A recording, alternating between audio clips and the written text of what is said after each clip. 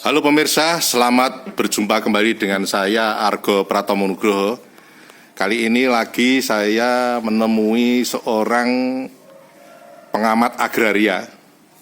Karena ketika kemarin saya wawancara dengan beliau, langsung respon dari masyarakat banyak sekali. Bahkan dari sekian ratus tayangan saya, ini yang terbanyak ini. Dalam satu hari aja sudah ribuan. Selamat berjumpa Pak Insinyur Seilus Siput Lokasari. Selamat berjumpa, selamat siang Mas Argo. Iya. Pak Siput, ini saya sangat tertarik dan senang mewawancarai Anda karena kemarin itu sebagian Anda sempat menyinggung soal ada tangan mafia tanah itu ketika kemarin kita membahas tentang tanahnya Bu Tutik ya.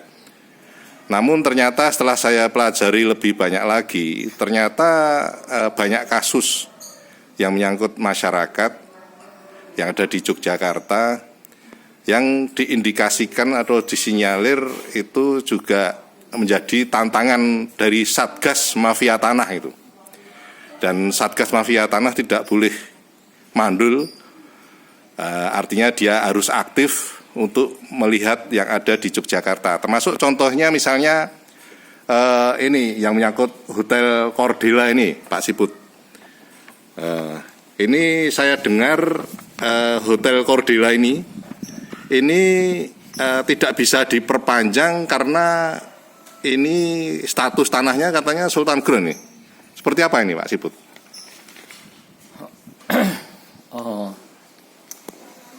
Ini jadi begini Pak. Ya. Yang bilang maaf Mas Argo. Ya. Mas Argo itu dapat informasi yang bilang status tanahnya ini nggak bisa diperpanjang karena Sultan Ground itu dari mana? Justru itu saya ingin bertanya kepada Pak Siput, apakah benar isu-isu yang ada di luar? Karena kan saya sebagai wartawan kan sering mendengar isu, Pak. Justru saya ini bertanya kepada Anda sebagai pengamat agraria. Pasti pengamat agraria, masa pengamat nggak punya datanya kan pasti punya gitu loh. Gimana Pak Siput? Ya begini ya, saya itu bukan tempat nyimpen data. Ya. Tetapi beginilah Mas Argo. Ya. Kalau itu nggak bisa diperpanjang, alasannya Sultan Ground. Ya. Itu kalau menurut logika saya. Ya. Yang bilang itu pasti oknum BPN. Oh gitu ya. Kan itu kan gampang sekali. Logikanya ya. Kalau mikir begitu aja kan gampang. Artinya begini. Ya. Pemiliknya Cordela ini pada saat HGB-nya itu habis mau memperpanjang, itu beliau kemana? Kan ya mesti ke BPN. Ya toh? Nah, terus kemudian kenapa oleh BPN? Barangkali kalau tadi yang sesuai Mas Argo katakan, BPN bilang bahwa ini nggak bisa diperpanjang karena tanahnya Sultan Ground kan begitu. Ya kalau begitu ya tinggal dilihat saja sertifikatnya bunyinya seperti apa Mas Argo. Nah kalau menurut dugaan saya dan saya yakin 100% sertifikatnya ini bunyinya pasti HGB di atas tanah negara. Ya.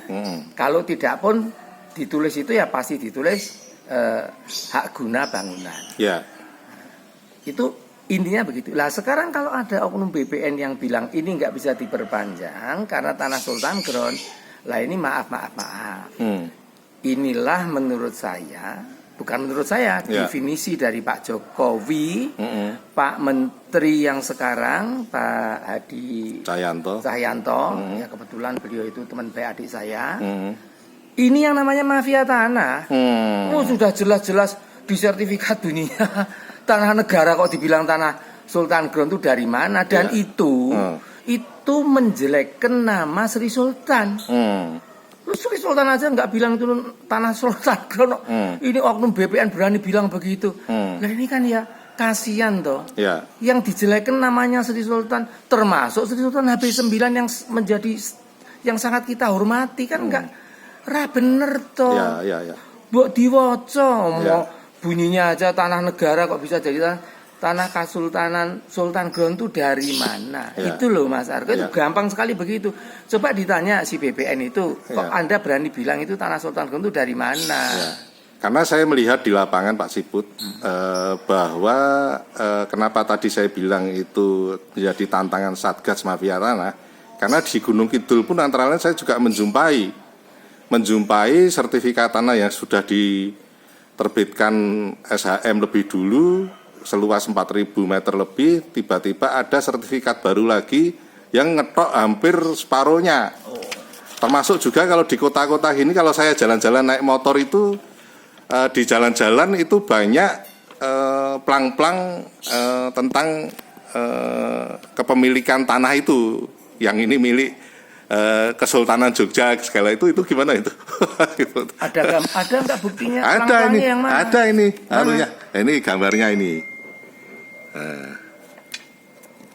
Oh, Laidan ini. Iya. Waduh. Ya, ini ketika saya jalan-jalan naik motor itu banyak sekali plang-plang seperti itu. Yang menurut saya ini baru itu plang-plangnya itu. Jadi, belum lama gitu. Okay. Ya, gimana Pak Siput? Ya. Itu kalau bicara mafia tanah di Jogja yang model begini, ini Mas Argo suruh saya ngomong bisa sampai 3 hari 3 malam. Tapi gini Mas makanya Argo, sepintas saya ingin secara garis besar aja Pak Siput itu sudah merajalela atau belum gitu loh. Itu enggak karu-karuan, bukannya gitu ya? merajalela lagi. Ya.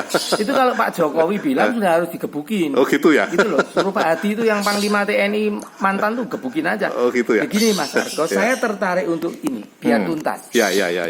Kalau ada oknum sampai bilang ini tanah ini adalah tanah Kesultanan atau bahasa umumnya itu terindikasi tanah Kesultanan, yang ngomong orang BPN, BPN itu harus ditanya, dimintai pertanggungjawaban atas dasar apa dia bilang ini terindikasi.